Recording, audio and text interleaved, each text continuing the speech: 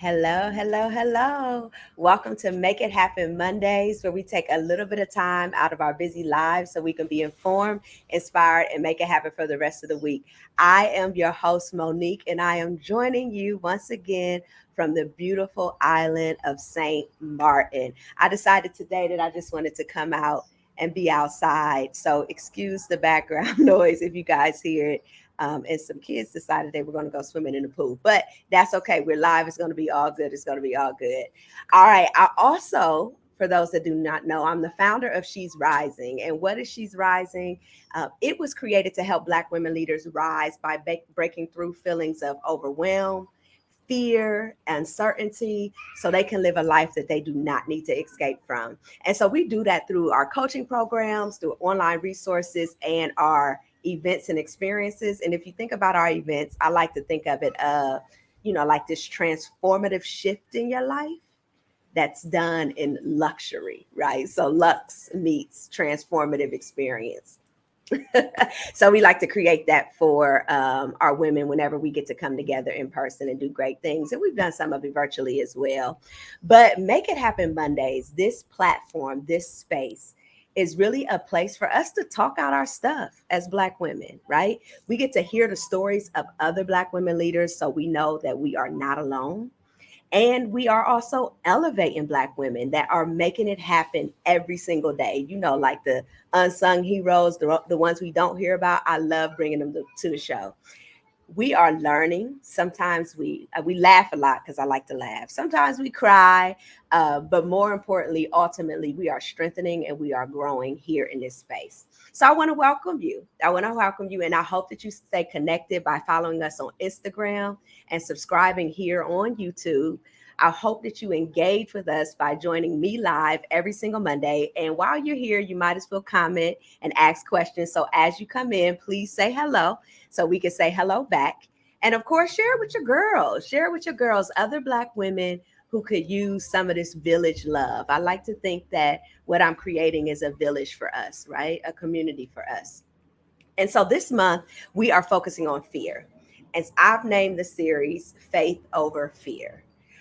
But you might ask yourself, why she keep talking about fear all the time? Like, I don't want to talk about fear. But the truth is that fear, out of most of the clients that I work with, most of the women I've been able to support, friends and family that I know, for myself included, fear is the number one reason we do not end up living the life we desire to live or become the woman we're meant to be, right? Fear stifles our growth, it limits our opportunities, it leaves us playing small. And so, as I work with women, as I encourage and support, my goal is to help overcome the things that prevent us from just being who we were already meant to be. So, fear is something that we have to face and we have to rise. And our guest today has done just that. I am so excited about today. I'm excited every day. Hey, Sans. Hey, Sans. Take a moment to share this, share the link, let them know that we're live. Tell them to come on, step away from your lunch break because you should get to have a lunch. That's why we do it now. And tell them to join us. Okay. So I am going to share about our next guest. I'm going to read her bio before I bring her in. Okay. Hey, Bianca. Let's turn off this and let me read the bio. Okay, so our guest, Angela Flowers, is a licensed independent social worker in the state of Ohio, owner of Making a Difference Consulting and in private practice in children and family therapeutic solutions, right? She already impressive. She is a published author, writes poetry, program developer, and was chosen as most interesting people in Cleveland and recognized by Crain's Business Magazine as a notable women in entrepreneurship in 2019. She is on the advisory board for Cuyahoga County Youth Work Institute, that's at Case Western Reserve. She leads the fund development cohort for nonprofit leaders under the Cleveland Foundation, and she facilitates numerous conversations and community events centered around mental health, access to equitable services, and youth entrepreneurship. Angela has a bachelor's degree in psychology from John Carroll, a master's in social work administration from Case Western Reserve. Whoop, whoop. Shout out to Case, me too. And she is also the mother of a son. He's 21 now, and his name is Jalen. These are exactly the women that we love to elevate here on Make It Happen Mondays. So if you haven't been here before, we always start with a song. I let my guests choose the song, so don't judge the song. We're going to talk about it when she come out. So let's play her song and welcome her to the show. All right. Share too, guys. Share with others. Let them know. Say hi as you're coming in. I never heard this song in my life. I'm going to bring her off.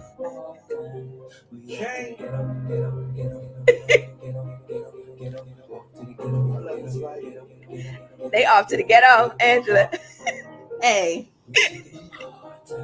Right now my life's in the train. This our song. This our Make It Happen song, y'all. Get it before I die. She's singing with it. Yes. She said yes. You gonna get it before you die. You gonna get it before you die. Welcome, Angela. Woo. Thank you for having me. Thank you for making it happen today, for clearing out your schedule and coming on the show. I know we were supposed to do this last year, and your father passed, so sending you love still for that.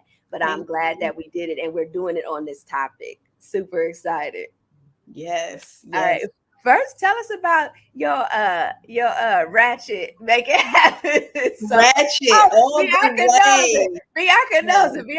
Bianca said, "Get it before I die." You know that song, Bianca?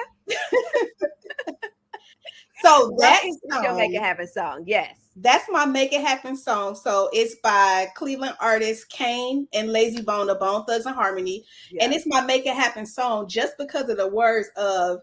It's more of motivation, like whatever it is that you want to do and whatever it is that you want for you, go out and make it happen. So you're going to get it before you die. And so the beginning part, he's talking about he's from the ghetto, similar. So we share similar backgrounds and upbringings, humble beginnings, but it's more of like those beginnings are what pushes me to make things happen. Yeah. Listen, I don't apologize at all for my parts of me that are ghetto. I said from the hood. I remember I interviewed at a job at the foundation, and I was like, what I tell them? I said I grew up going to my grandma's house in the hood. Like I spent every weekend in the hood. I didn't call it the urban community. I said hood. And now that I moved to this island, I called my mom yesterday. I said, thank you. I said, because I know how to make it happen. I know how to survive in a whole different country because of those ghetto survival. My seat on my car don't move up. Guess what I did? Got a pillow and put it on behind my back so my feet could fit the pedals. And the kids today, my kids, they don't have that. You know what? It's a beautiful thing to have grown up in the 70s, 80s, 90s time. Right. You know what I mean? Because it's just definitely different. Right. Definitely different. And we definitely got some transferable skills. Let's call them that. Transferable skills. Yes. Hi, Chandrail. I don't know if I'm pronouncing that right, but hi, welcome to Make It Happen Mondays. All right, Angela. So true story. I did a program, and I still do a program called Cultivating Women Leaders from the Inside Out through She's Rising, which I had said that we do programs. This is one of the ones that we do. And Angela was in cohort 1. So cohort 1, I was ambitious. I had 20 executives, right? But what's funny is I had never met you, but I had heard your name through other people that I had relationships with. Yeah, I work with Angela. She consults with us on this. Yeah, I'm this. And so when we got together, I was like, you, Angela? I heard so much about you. So it's just so funny how you could be operating in the same spaces with the same people and don't get to meet. That's that's one thing I love about the program, because it does that. So before we get into that, please tell the people something fun and quirky about you that they may not know. Um, Something fun and quirky. Outside of me, I love writing poetry, but I'm afraid to perform it. That's one Oh, thing. okay. Afraid to perform it. But other than that, I like reading. I like reading, what are those called? Black world novels. Like that's my go-to thing. Like if I'm stressed or I need to relax, I'm Yeah. gonna read these novels that are a little ratchet. I was gonna say, so the ratchet one. Yeah, they are. But You what would, it you does would is break yourself. in my regular everyday profession, I'm Yeah, always reading like technical things or like exactly. educational things. And sometimes I just need to read something where I don't need to Yes, think. think. And that's what you Yeah. go to. I love it because I always say that we need to bring our whole selves. You know, the jobs love our resilience, but they don't want us to bring in the thing that made us. I appreciate the fact that you are really embracing the whole parts of you and you like, hey, this is who I am. It just I read is. your rationale. All right. So you went to the program, you were in the program. Now you're a boss. We read it, we heard about it. You guys, you have to rewind to hear everything that Angela's did. That's like a snippet of who you are and what you do. So you're a boss. You joined this first cohort. Listen, what were you thinking? Like, was you feeling like I don't really need this? And my feelings not gonna be hurt. But when you No, feeling like you you know weren't what? really gonna need it. What I appreciated about the cohort was most of the people that were in the cohort were executive leaders of nonprofits, and here I am as a for-profit in this Yeah, cohort. So I yeah, loved it because I target nonprofit organizations. So that's yeah. a piece of my business is to work. It So was it gave me a network of women that I had never worked with before, oh, okay. but also Okay. too, it gave me a sense of, even as a boss in a business, Yeah. executives and nonprofits, Black women experience the same type of issues and things Yeah. that I'm experiencing on this entrepreneurship level. Yeah. So I did need the cohort because what Yeah. it did was it refocused me to work Yeah. on my business model and looking at like the women that work with me in my business, Yeah. making sure I'm having the platform for them to be their true authentic self, but Mhm. incorporating self-care for them throughout them working for me too. Yeah, as So I well. needed it. You did it. I Okay. needed Because it. some people it's like, I don't really need that because you came in with the stuff together. But let's talk about it because I shared an email about your story, right? And we're here to talk about fear. And so what I love about your story, I wanna come back to the work that you do and where you came from, but I want to start where you in. You came in and you had a goal to make $1 million and you wanted to pay yourself better than you had been paying yourself.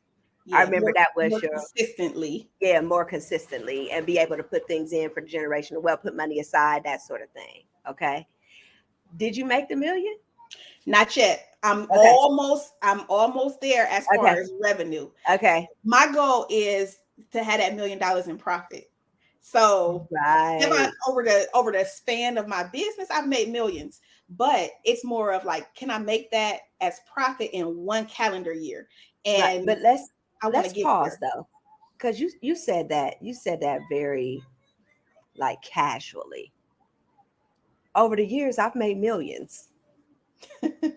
And I need to uplift that. I need to bring that to the forefront because there's people who are watching that are either stuck in their jobs, not believing that they can come out, not believing that they can monetize themselves, right? Fear is stifling them. There's people that's on the entrepreneurship journey that's struggling.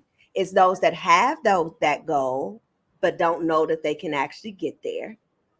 So $1 million in profit, yes, is another goal. But to say that you've made millions, Definitely. So, I mean, it wasn't always like that. Entrepreneurship is hard. yeah, And I remember when I first quit my job, and we're talking about fear. yeah, Um, I knew it was time to step away. And I yeah, keep going back to like my Facebook post, and it's like little gems that I was putting on my post that I never knew that as those memories yeah, came back up that I yeah, needed those gems. yes. And it was in that moment where I knew I was going to walk away from my job, Mm, possibly. I didn't know then that I would, but a month later, I just completely walked away with no plan. no plan. And so I was fearless in that moment, but when I look back at it, I was a little crazy. You know what Yeah. I mean? Like, how can I walk away from a guaranteed paycheck? And I knew Yeah. as a mom, a single mom at that, Yeah. walking away from this job, and this was in 2010 with no plan, but I knew I already had my business for 3 years and I was just doing it outside of Okay. my regular job. Right. I knew I had already networked and found some contacts and things like Yeah. that, but it was more of like I really walked away without setting up some contracts in place and having an actual plan. I was just like, nope, can't take it anymore. I resigned the next day. The next day, The next day, just like that. you put in your notice. So in that moment, and that's true. Like there's an adrenaline rush where you like don't feel the fear when you do the thing, and then after you do it, how long did it take it for that fear to kick in? You know what? It started to kick in as I found out it was going to take 60 days to pull my retirement.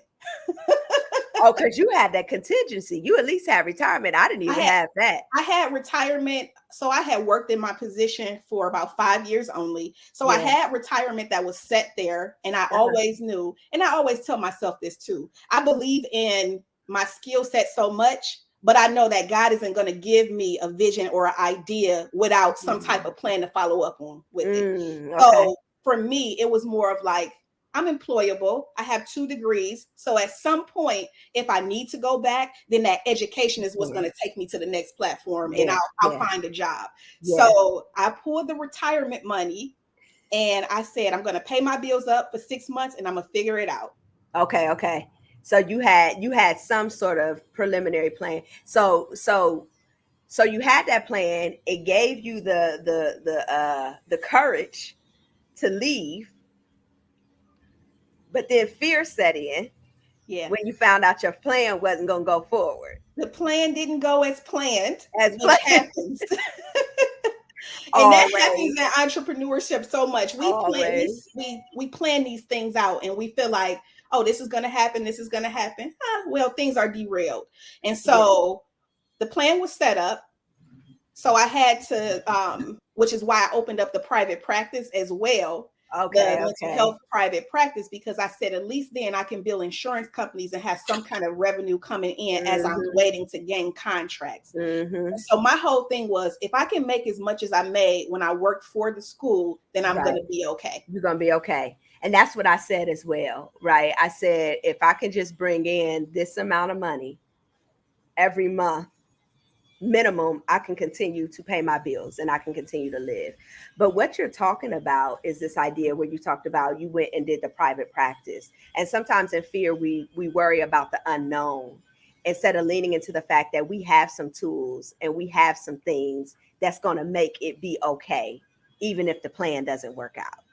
Yeah. And so when you're like, that retirement's not hitting, let me do the private practice where I can be bringing money into the door. So so I want to encourage anybody who's listening now just to remember, instead of thinking about what you don't know and what you don't have, think about what you do know and what you do have. And sometimes we got to look back and take inventory of what we've already done before to remind us that we have what it takes, even if the plan doesn't move forward the way we want it to.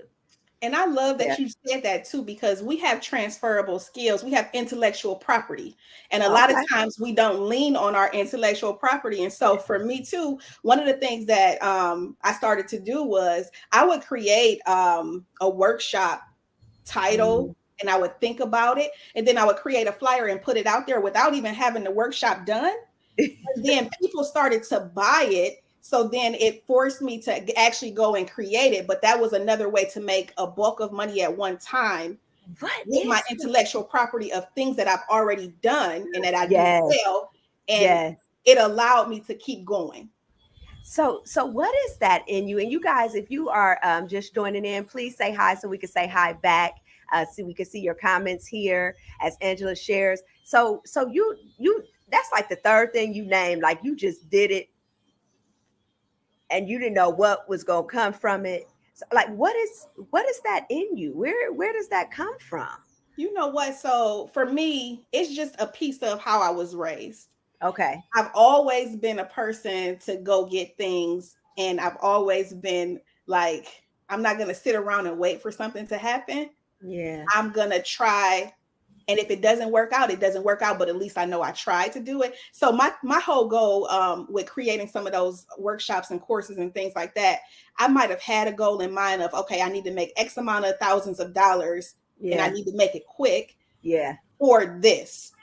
And Okay. so I've just always been a go-getter. When I was a senior in high school, I worked 3 jobs. It's like, who works 3 jobs and you're a senior in high school?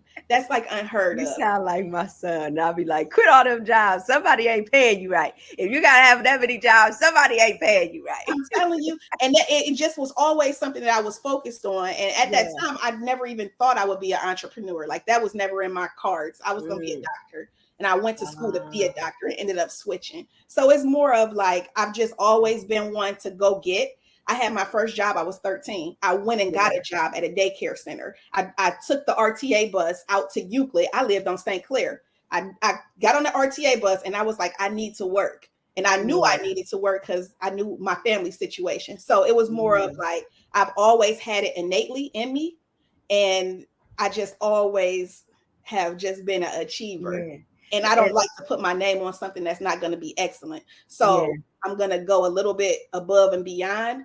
But definitely, I guess Make It Happen Mondays is perfect for me because it can just make it happen. It's just like, just make it happen. You talked to you said a little bit too, you alluded to it was in you innately, but also you knew what you were facing at home. Right? So was that also a motivator for you? Definitely a motivator. So my family, my upbringing, I had a 2-parent household growing up. But my dad worked for LTV Steel. So he worked for the factory and they were always laying people off. It was layoffs. You on for 6 months off. My mom stayed at home. She had an accounting degree, but she was a homemaker. And so our situation, I have 3 other siblings. So our family was we back then was considered middle class, but really we was poor. We was real poor. Okay. So, and you grew up in Cleveland? I grew up in Cleveland. What part? Yeah. So I grew up off 113th in St. Clair. Okay. Right across from Glenville High School. Okay. And I even remember back then rent was $250 a month. What? You can't even get no shoes for $250 no more. I'm telling you, rent was $250 because I remember my dad paying our landlord, right? Yeah. So then some years later, my parents bought a house on Lakeshore. So I stayed in the Collinwood area off 152nd. Okay. So that we was like moving on up. We was like the Jeffersons.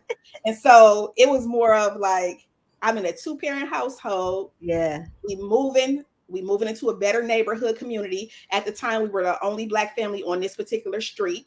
Okay. Of course, the demographics have changed now, but just being in that situation environment, moving from the inner city of Cleveland, the hood, Lakeshore is the hood too, but it looked different then. It looked different then, yeah.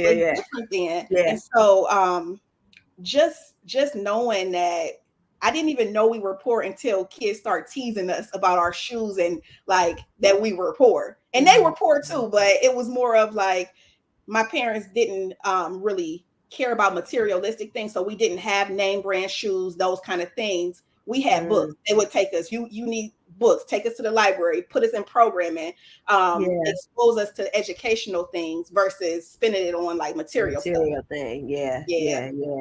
So we all have some sort of story that's like driving us and shaping us, right? We have Deanna all the way from ATL. I was just there last weekend, the weekend before last, spent too much money. But welcome, Deanna. We all have that story. And so when I think about the leaps that you've taken, right, we know that there's fear associated with that. But in the program, I remember this session vividly. We was all on there. It was a group coaching call. And we were talking about what we were trying to do. And you were like, I really need multi-year contracts. I don't know if you said it or it came up as a solution to what you were talking about, the challenge you were facing. And I'm like, yeah, just go and get the multi-year contract. I think I might have proposed it, like do a multi-year. I did. Okay. I proposed it like, okay, if you get a multi-year contract, that may be helpful for you, because then there's continuity in your revenue. You don't have to do things every year, try to see if you're going to get into the school. And what you say? It don't work. What you, okay, let me, you tell the story. I know exactly what I said. Okay, it don't work like that.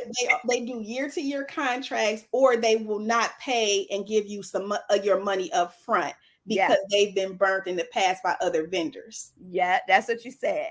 Do you remember what I said back? And you said, you told me that they would, especially if they value the relationship and the value add, and that I shouldn't be afraid to ask for it. If that's what like. And what your cohort sisters say when you were like, that's not how the system works? What did they say? They said that rules can change. Yeah, but a lot of them at first was like, yeah, no, it don't work like that. Yeah, they agree. They agree with you. So listen, y'all, I'm on a call with, I think it was at least 10 on the group coaching call of executive CEOs, executive level. And you know, boss, we don't like you can't tell us nothing. And they like, yeah, it don't work like that. It don't work like that. Da, da, da, da, da, da. So I'm in my head, I'm like, I gotta challenge them. As high as they are, as great as they are, right now, they are living in fear, and they have been conditioned by the system, right? And so I said, who said it don't work that way? Who said that, right? I said, tell me about what you do in the school. What have you provided to them? Do they want you back? Do they always invite you back? Tell me. And you start telling me that. And I said, if they value what you do, they'll pay for it. Here's the craziest thing, y'all. I had to tell y'all about Angela. I have literally watched her get it for other people. There are people who wanted to go into school. I know one group specifically wanted to go into the schools, and she figured out how they could do a multi-year contract, and they got a multi-year contract. All right, so here we go. I challenged you. What happened? Hey, I have multi-year contracts with multiple vendors now too. And you know what? It took that one time, the one yes. So it took them saying yes the one time, and me putting those conditions in place to saying, I can't accept this short-term things, especially if they know that they're going to continue to do business. Now, if their budget gets cut or something like that, that's different. Right. But what it was doing was this. It was creating so much stress and anxiety because the payout, they were taking, the work was being done up front, but they were taking literally 90 to 120 days or more to pay out. And it's not just me. I have a team that works with me that needs to be paid as well. So they need to be paid. And so it really was stressing me out, because I was like, is this even worth it? Because we're putting up all this money up front, plus doing the work. We're doing an excellent job. And now I have to wait 4 months to be paid. Like, that's ridiculous. Yeah. And what I want to point out is what I was saying earlier, but I want to do it explicitly so whoever is listening can catch this. We tell ourselves no. And I tell this to my son all the time. I said, let them tell you no. Don't tell yourself no before somebody else even gets an opportunity to. How do we know that they're going to say no if we don't put ourselves out there and ask? So the fear, what's the worst that could happen? So what did you fear in that moment by thinking, if I approached them about a multi-year contract, what were you fearing? So the fear was them saying no. And it's so crazy, because even with my counseling clients, I always tell them it's 50%. It's a yes or a no. And even for myself, though, a no just means not right now, or maybe it wasn't the right opportunity for me. But my fear was too that they're going to say no, and possibly they're like, oh, we'll just get another vendor that's going to accept our terms. And it was the fear of losing the contract, when I shouldn't have feared that at all. Yeah. Knowing the value that you bring, right? and knowing that there's lots of schools and lots of school districts. Not to say that it isn't scary, but it was more likely for them to say no than for them to drop you. Right. But what fear does, like, because you've had this long standing relationship, but what fear does is tells us stories and things that aren't true, and we start thinking about like worst case scenario situations that don't even come to pass. Yeah. What I want to name and point out is that we literally almost everything, and I said this from the book, a book that I'm reading. Almost everything that comes to our mind is something that we've been conditioned to believe. Yeah. And we as Black women don't understand the amount of messages that we have in our mind and in our psyche about who we are and who we can be and what role we're supposed to play. Even the baddest ones of us, the ones that have achieved such a great level of success, still operate in some way, shape, or form under those constructs. And we conform. Go ahead. A piece of that though is too, like, as Black women, we have to work harder. That's what we tell you. Yeah. We do. We work harder, and we have to make sure our things are top notch to, even if you're in corporate America or you somewhere else, for people to even notice. But then sometimes too it's questioned again. Right. So if it's questioned again, that becomes a piece of us questioning ourselves too. So when we do step out, we still have that same fear ingrained in us. It become normalized. Right. And that is what we were raised under. Right. When they did a study in Shaker, they did a study trying to understand why Blacks were still performing the lowest out of everybody. And this was supposed to be a mixed income community, all live in the same area, all go to the same school. But what they found out is, even though mom and dad are lawyers, mom and dad are at home saying, hey, you got to work twice as hard. You got to work this. You got to do this. You got to do that. Right. And so we know that the reality is there's a system that tells us that we have to do that. But then also, where's the balance where we say to ourselves, no, I'm not going to work twice as hard. I'm going to work hard and show up in my excellence. And that's where it should be. Showing up in our excellence, because what happens is this: we burn out. The more and more we work harder, our self-care for ourselves, our wellness for ourselves, we burn out. We're checking emails on the weekend when we're off the clock. Right. We're doing all of these extra things that other people would have been compensated for, because we're like, I can't, especially if you're the only one. If you're the only Black woman in a position somewhere, you're like, I can't be that one. I can't. But you see what the key is? I'm like, I can't be. Right. We place that on ourselves. We place it on ourselves, and then we do all the things and then get mad that the people keep handing us all the things where you do all the things. It's like you did that stuff for free. Why would I give you a raise? Why would I compensate you for something you're already doing? Jesus, can you speak the truth? Tell the people the truth. So we have to stop, and we have to be able to set boundaries. Right. And when you're able to set those boundaries, that's when you're able to then make some demands of what you may need. And I'm going to go a step further. I'm going to take it a little deeper. Setting the boundaries, yes.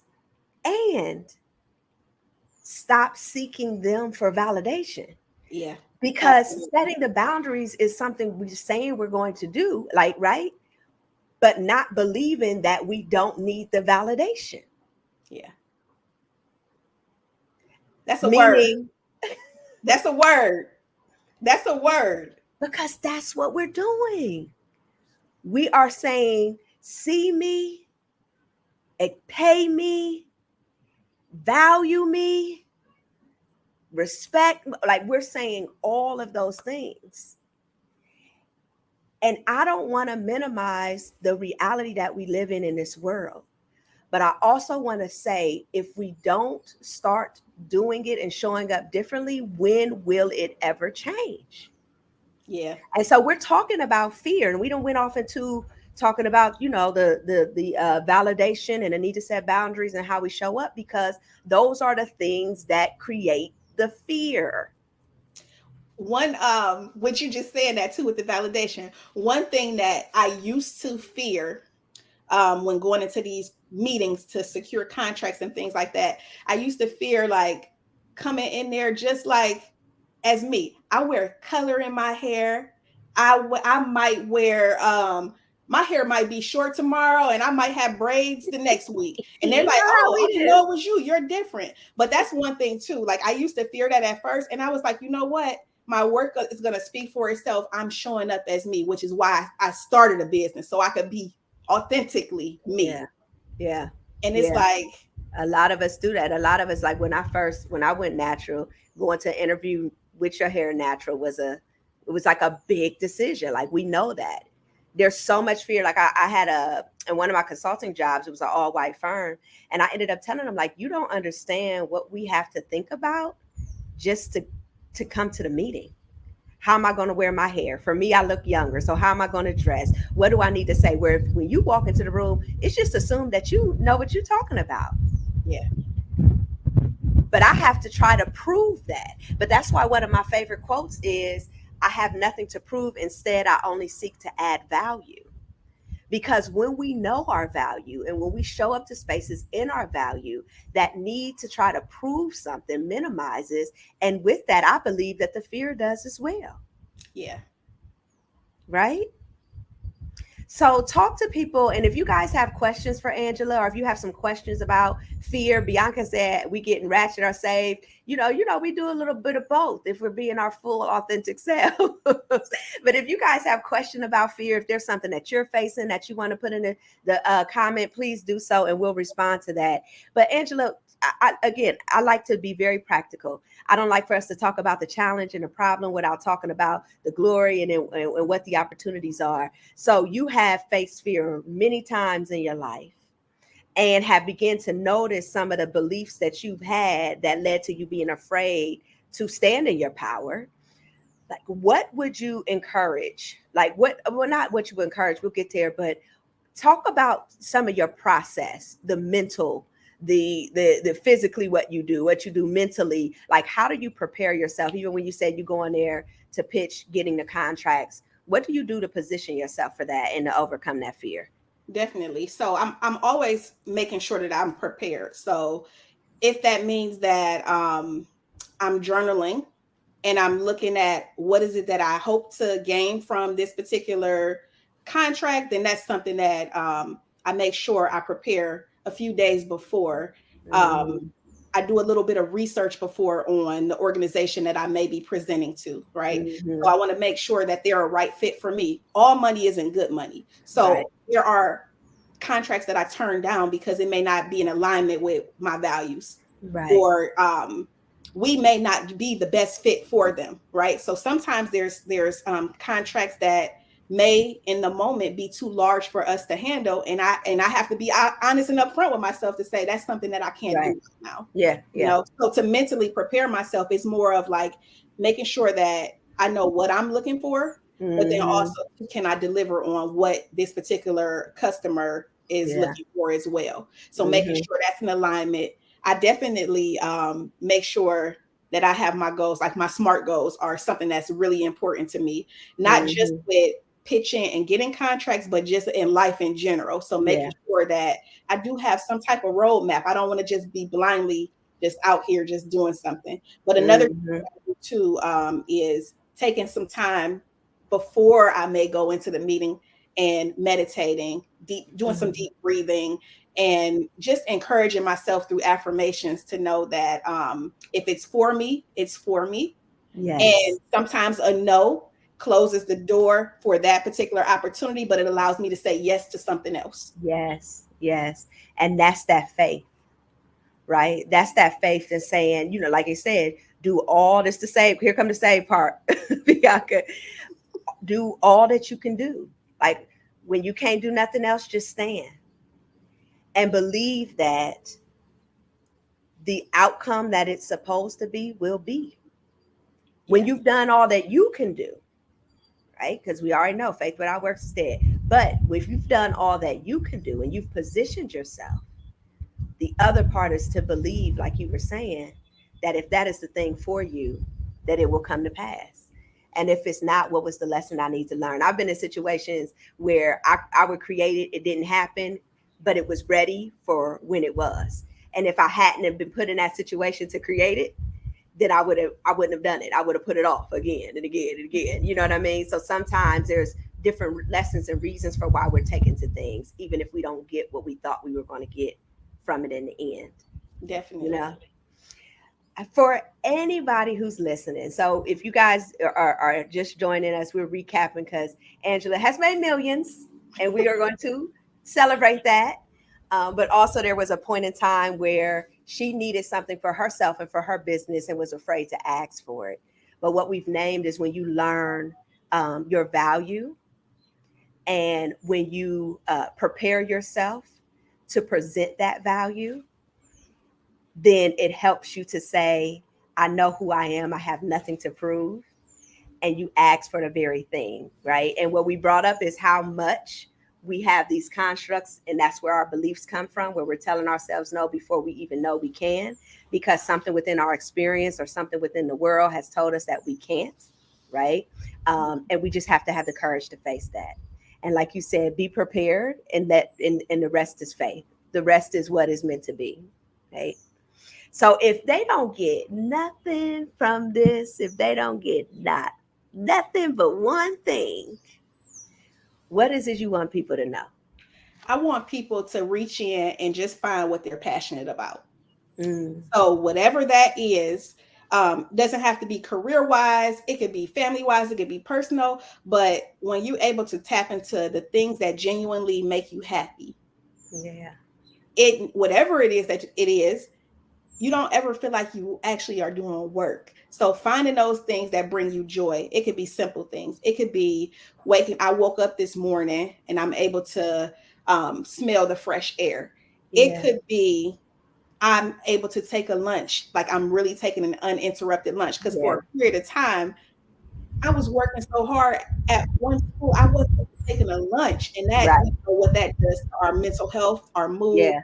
and just Yeah. in general. So find something you're passionate about, because when you find something you're passionate about, most likely it'll lead you to your purpose. Yes. And don't be afraid to follow that passion, right? Do not be afraid to follow the passion. And even if it's multiple things, like we're not one-sided. So you can Right. have multiple passions, just like we Yeah. heard with my song coming out. I like a little bit of ratchet music. I do, you know, I do, but it's not all of me, right? Yeah. So we don't have to allow people to put us in a box. Yeah. So you could have multiple things that you're interested in. And then you could have things that you don't even know that you're interested in, but because you're not exposed to it, you don't Yeah. even know that you like it. So just Yeah. stepping outside your comfort zone and trying something. And Yeah. that's where jumping over that fear Yeah. can be. Yeah. I remember being afraid to get on the airplane. And this was back when I was in college. And my business partner, we graduated from college, and my business partner moved to London. And I was so afraid because it was around 9/11 to get on the Mm, airplane to go visit her. And it was a free trip. I missed out on going there and going to Paris for free.